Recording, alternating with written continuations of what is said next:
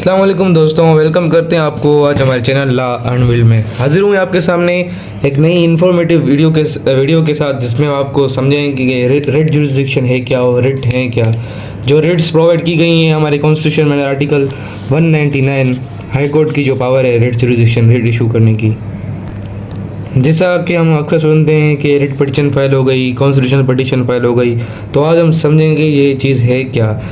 अगर कोई भी आप रिट फाइल करेंगे अकॉर्डिंग टू आर्टिकल 199, तो वो क्या होगी कि वो कॉन्स्टिट्यूशनल पिटीशन हो जाती है। मतलब आइन के मुताबिक कोई पिटीशन हाई कोर्ट में या सुप्रीम कोर्ट में फाइल करते हैं तो उसको हम कॉन्स्टिट्यूशनल पिटीशन ही कहते हैं। ठीक, अभी रिट क्या है कि रिट तो अगर हम लफ्जी माने उसकी देखें कि formal return order passed by courts, order direction issued by supreme court या हाई कोर्ट, या कोई भी जो फॉर्मल रिटर्न ऑर्डर होगा जो हाई कोर्ट या सुप्रीम कोर्ट इशू करती है किसी अथॉरिटी को, किसी फेडरल इदारे को, किसी प्रोविंशियल इदारे को रिगार्डिंग पब्लिक ड्यूटी की वो चीज़ करें या ना करें, रोकने से या कोई काम करने से, या कोई काम किया है तो क्यों किया है, तो जो हाई कोर्ट या सुप्रीम कोर्ट इशू करती है उसको हम बोलते हैं रिट। ये चीज़ है रिट। अब आगे रिट पिटीशन क्या है कि order given by higher court to lower court और government official in an effort to preserve the right. कि हाई कोर्ट लोअर कोर्ट को रिट इशू करती है, हायर कोर्ट्स जो है लोअर कोर्ट्स को या किसी गवर्नमेंट ऑफिशियल को जो है या किसी इंडिविजुअल को भी रिट इशू करती है। अगर वो पब्लिक ड्यूटी में पब्लिक राइट्स डिनाई हो रहे हैं तो वो उनको रिट इशू करती है, उसको हम बोलते हैं रिट पिटीशन। इसमें वो रिट इशू करती है। ठीक, अभी आगे जैसे अगर फंडामेंटल राइट्स वायलेट हों, इससे अगर फंडामेंटल राइट्स आपके वायलेट हो रहे हैं आर्टिकल 8 to 28 के तहत, तो उसी तहत भी आप सुप्रीम कोर्ट हाई कोर्ट जा सकते हैं। आर्टिकल 199C के तहत अगर आपके फंडामेंटल राइट्स जो आर्टिकल 8 to 28 में लेके गए हैं तो उसके तहत भी आप हाई कोर्ट जा सकते हैं, डायरेक्ट उसे रुजू कर सकते हैं कि भाई मेरा ये फंडामेंटल राइट डिनाई हुआ है, मुझे अब इसकी दादरसी चाहिए। इसको भी हम रिट ही कहते हैं कि आर्टिकल 199 के तहत हमने जो है हाई कोर्ट में रिट फाइल कर दी कि हमारे फंडामेंटल राइट्स को इन्फोर्स करने के लिए। ऐसे ही writ petition ensures that government officials and individuals are performing their duty rightfully. यही बात जो मैंने आपको पहले कही कि रिट पिटीशन इंश्योर करती है गवर्नमेंट को या जो है इंडिविजुअल्स हो गए कि वो अपनी ड्यूटी सही तरीके से लॉफुली परफॉर्म करें, ताकि वो पब्लिक जो राइट्स है पब्लिक राइट्स ना हो।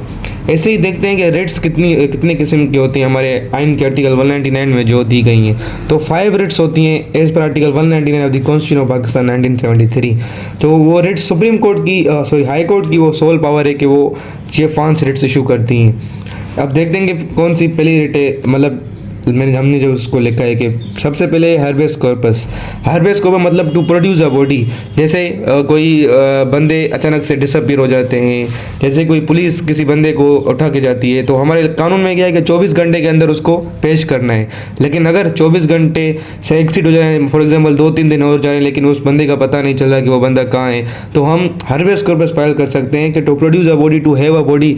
के मतलब ऑब्वियसली वो लॉ एनफोर्समेंट अगर वो एजेंसीज उसको उठा के गई या कोई प्राइवेट कस्टडी में है वो किसी की, तो उसके खिलाफ हम हैर्बेस कॉर्पस फाइल करते हैं। जैसे to produce a person who is detained unlawfully by any government organization और एनी इंडिविजुअल प्राइवेट या प्राइवेट कस्टडी, या तो गवर्नमेंट ऑर्गेनाइजेशन किसी के पास हो, जैसे पुलिस हो गई या इन्फोर्समेंट इदारे हो गए, या एनी किसी एक फ़र्द के पास, या कोई प्राइवेट कस्टडी में है किसी फ़र्द के पास, तो उसके खिलाफ हम हैर्बेस कॉर्पस फाइल कर सकते हैं। अच्छा, ये क्यों फाइल करते हैं? क्योंकि देखें इसमें हमारा article number 15 freedom of movement violate हो रहा है। आर्टिकल 15 जो हमारा फंडामेंटल राइट है वो हमारा वायलेट हो रहा है। क्यों? कि आपने किसी बंदे को इलीगली डिटेन किया हुआ है। जब किसी बंदे को इलीगली डिटेन किया जाए तो हम हैर्बेस कॉर्पस फाइल करते हैं। अभी जैसे अगर इमरान रियाज जो जर्नलिस्ट हैं, अभी उनका जो है वो पता नहीं वो कहाँ गायब हो गए हैं, मतलब तो उनके फादर ने भी जो हैर्बेस कॉर्पस फाइल की हुई है हाई कोर्ट में कि वही to have a body, to वही मुझे मेरा बंदा दो, इलीगल रिटेन किया गया है। ठीक, ऐसे ही एक PLD है, PLD 2009 सुप्रीम कोर्ट 507, वहाँ पे लिखोगे any form of restraint on liability is section under 199 of the constitution and section 491 of CRPC। या किसी भी किस्म के बंदे की आज़ादी पर हम जब रोकते हैं, किसी बंदे को इलीगली रोकते हैं, तो वो अंडर आर्टिकल 199 के तहत कॉन्स्टिट्यूशन के आर्टिकल 199 के तहत वो एक्शनेबल है। और इसी तरह ही section 491 CRPC power to direction of nature of habeas corpus के तहत वो एक्शनेबल है। ये भी एक अभी लैंडमार्क जजमेंट सुप्रीम कोर्ट ने डिसाइड कर लिए कि मतलब article 199 and section 491 CRPC habeas corpus issue करने की पावर देता है। इसी तरह दूसरी रिट है मैंडामस, रिट ऑफ मैंडामस जिसको बोलते हैं। इसका मतलब है टू कमांड, कि कोई हुक्म जारी करना। जैसे कोई अथॉरिटी है वो कैपेसिटी ऑफ पब्लिक ड्यूटी कानूनी काम नहीं कर रही, तो उससे हम कानूनी काम करवाते हैं कि order to perform public duty. जैसे high court issue this to any federal institution provincial other authority, mandamus issued में पब्लिक ड्यूटी इज इन्वॉल्व्ड। ये बात समझने की कि मैंडेमस ये रिट कहाँ पे इशू होती है, जहाँ पे पब्लिक ड्यूटी वाली, जब पब्लिक ड्यूटी हो मतलब पब्लिक एट लार्ज की ड्यूटी हो, ऐसा नहीं कि प्राइवेट ड्यूटी हो तो आप उस पर मैंडेमस इशू करें, तो वहाँ पे मैंडेमस इशू नहीं होती। अब जैसे कि एग्जांपल, एक सिंपल एग्जांपल लेते हैं कि वापडा वाले, अगर आपको वो जो है आपका वो इलेक्ट्रिसिटी मीटर आपको नहीं लगा के दे रहे, तो वो क्या है, उनकी कानूनी काम है, उनको वो कानूनी काम करना है, तो आप मैंडेमस जरिए वो इशू करवा सकते हैं। भाई मतलब हाई कोर्ट कमांड करते हैं कि वही command you to do this. ऐसे ही अगर गैस कंपनी आपको गैस मीटर नहीं लगवा देती, ऐसे ही, या जैसे जॉब है, फॉर एग्जाम्पल एक जॉब थी, उसका आपको टेस्ट पास करना था, फॉर एग्जाम्पल उसकी क्राइटेरिया क्या थी कि आपको उसके 83 आपको मार्क्स लेने थे, आपके डिस्ट्रिक्ट के मुताबिक वो आपकी सीट बनती है वहाँ पे, लेकिन अब आपको अपॉइंटमेंट लेटर नहीं मिल रहा, आप सारी क्वालिफिकेशंस के मुताबिक पूरे होते हैं लेकिन फिर भी आपको अपॉइंटमेंट लेटर इशू नहीं किया जा रहा, तो आप हाई कोर्ट से रिट ऑफ मैंडेमस इशू करवा सकते हैं कि हाई कोर्ट को कमांड करेगी कि अगर आपकी फॉर्मेलिटीज पूरी हैं तो आपको वो जॉब दी जाए। रिट ऑफ मैंडेमस तभी इशू होती है। इस तरह अगर दूसरी रिट की बात की, रिट ऑफ क्राइटेरिया सर्चुरिया जिसको बोलते हैं, कि सर्टिफिकेशन ऑफ योर एक्शन, कि आपने जो काम किया भाई रीज़न बताएं कि आपने ये काम क्यों किया है या आपने किस अथॉरिटी के तहत ये काम किया है। लिखते हैं कि है क्या, high court orders any lower court asking him to give judicial reason that you have heard the case, answer us how you heard it.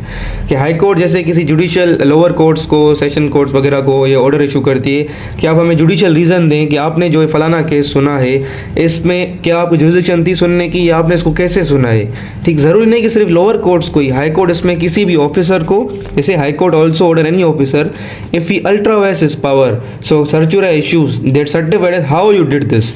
क्या जैसे किसी सरकारी ऑफिसर है कोई, अब उसका काम क्या है, उसका एक मखसूस काम है कि उसको सुबह 8 से 12 तक ये काम करना है, ठीक, लेकिन वो काम नहीं कर रहा या वो अल्ट्रावायस कर रहा है। जैसे उसकी पावर है कि उसने एक पीएन अपॉइंट करना है लेकिन उसने क्या कि 3 पीएन अपॉइंट कर लिए, उसने क्या अपनी पावर से अल्ट्रावायस की, मतलब खिलाफवर्जी की अपनी पावर की, तो हाई कोर्ट उसको रीज़न मांगेगी, हमें सर्टिफाइड करें कि आपने ये काम किया कैसे, हमें रीज़न बताएं आपने ये काम किया कैसे है।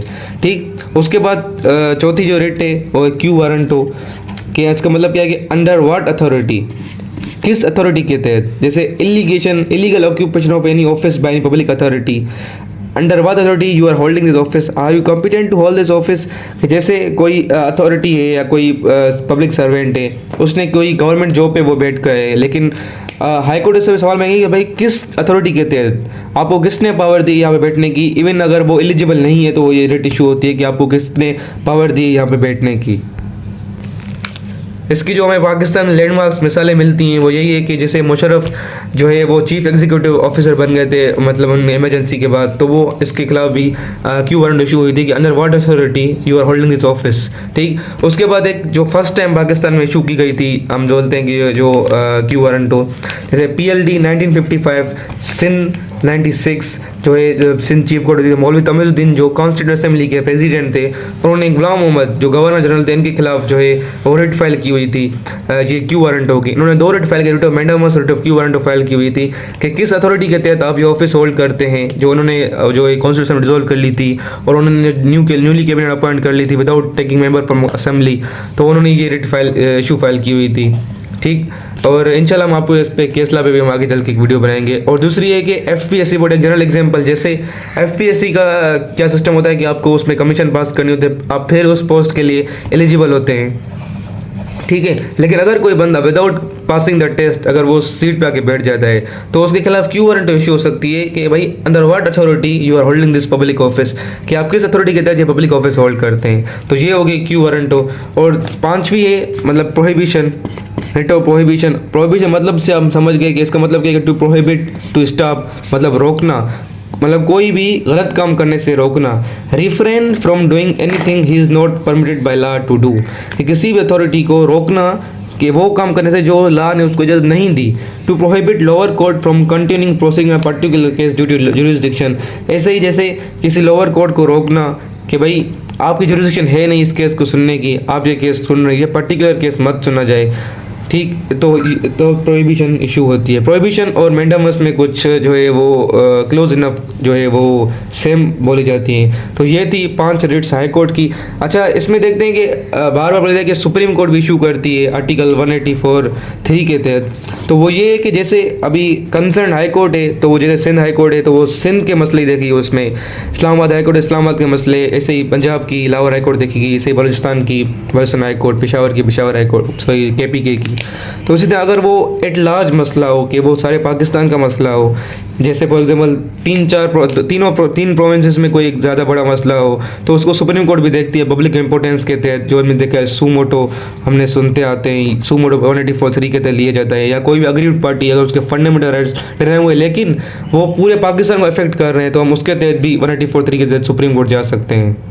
तो उसके बाद सुप्रीम कोर्ट रिट इशू कर सकती है, वो फॉर्मल रिटन ऑर्डर दे सकती है। लेकिन उसमें क्या होता है कि जब पाकिस्तान मतलब एक पब्लिक एट लार्ज के, जैसे सिर्फ एक प्रोविंस ही नहीं, 2 प्रोविंस या 3-4 प्रोविंस, पूरे प्रोविंस मतलब पूरे पाकिस्तान का वो मसला हो, तो सुप्रीम कोर्ट फिर वहाँ पे रिट इशू करती है 184(3) के तहत, या सुप्रीम कोर्ट खुद भी सूमोटो ले सकती है उसमें। तो ये थी आज की हमारी वीडियो, उम्मीद है आपको अच्छी लगी होगी। अगर आपको अच्छी लगी है तो हमारे चैनल ला अनवील्ड को लाइक करें, शेयर करें और सब्सक्राइब करें। Thank you. अच्छा, अगर आपको कोई क्यूरी है रिगार्डिंग रिट्स या कोई और क्यूरी, तो आप हमें कमेंट्स में पूछ सकते हैं। इंशाल्लाह हम स्पीडी आपको उसके आंसर्स प्रोवाइड करेंगे। Thank you so much.